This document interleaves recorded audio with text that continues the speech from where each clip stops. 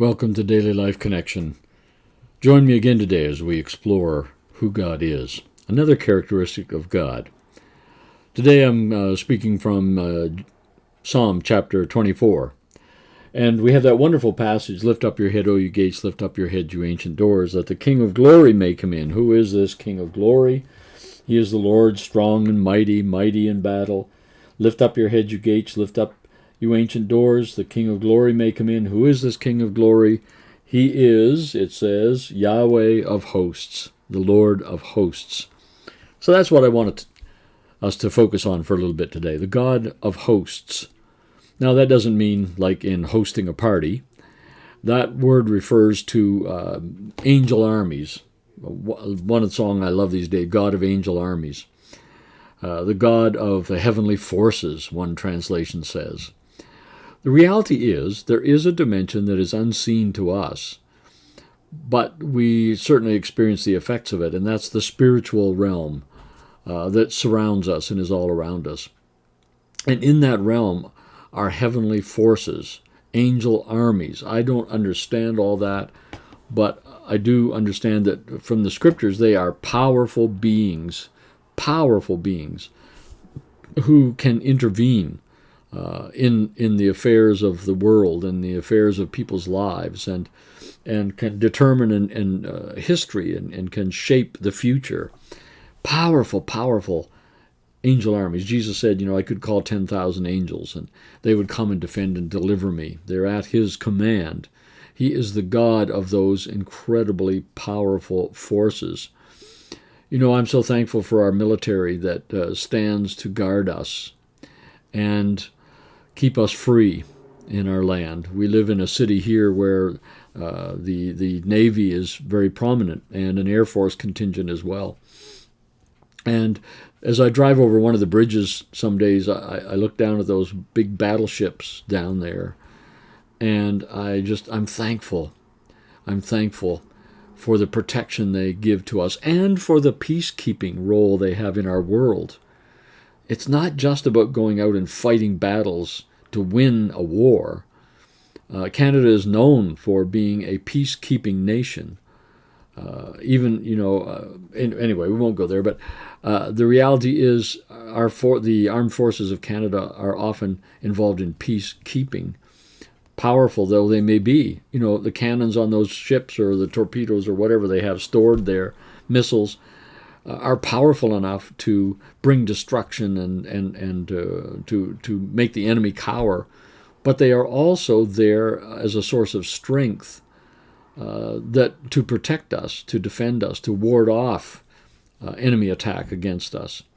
I'm saying all that because I see the heavenly hosts, the heavenly angel armies, as being like that, incredibly powerful beings, but they don't often just silly-willy, fire off their weapons or whatever. They are dedicated to peacekeeping.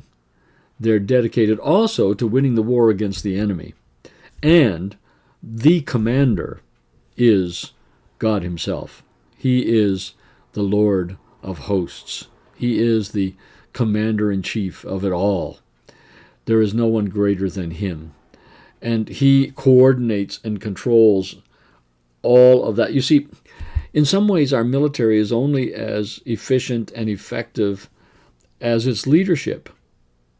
If the leader of our armed forces does not see a threat coming, even though we may have a lot of power to repel it, we can get taken by surprise. Or if that leader has become corrupted in some way by foreign nations or whatever, then that whole military complex can be used actually against us. So, our freedom, our safety is not just based on the force of our armed forces. It's really tied to the leader of our armed forces and how knowledgeable and effective and in tune and powerful and that person may be. That's why it's so good to know that with all the heavenly forces, the heavenly angel armies, it is God himself who is in charge of it all. He never gets caught by surprise. He knows the enemy's schemes. He is ahead of the game. He's gathered all the intelligence. He knows how to command those angel armies on our behalf. So the battle is sure. Our victory is secure. Our future is in his hands, and it's good. There is no question about the outcome of it.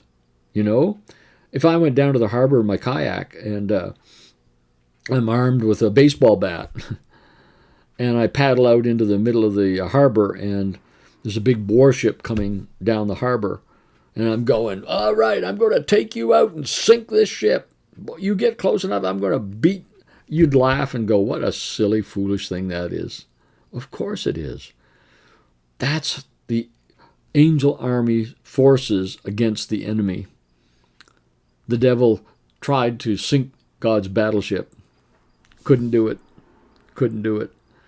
Because the God of Angel Armies has far more power at his command and is far wiser and more powerful himself than any enemy that will come against us. So, kind of a different one today, roundabout thinking, but I still, for me, it gives me great comfort. I love the God of Angel Armies. I love that song that we sing these days. I love the imagery of it, this commander God in charge of heavenly forces.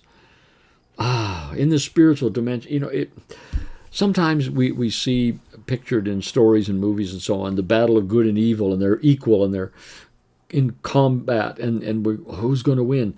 That's not scriptural at all. The Bible is so clear. The God of angel armies, he and his angel army, are far more powerful. There is no doubt. He's the battleship. Satan is the guy in the kayak with a baseball bat, trying to take out the God of angel armies. Can't be done. And so, you know, we can rest today that the battles we're in are not just being fought by you and I, but they're being fought by the commander-in-chief of the heavenly forces. And he will be the victor. And so will we. That's good news. God bless you as you think about that today.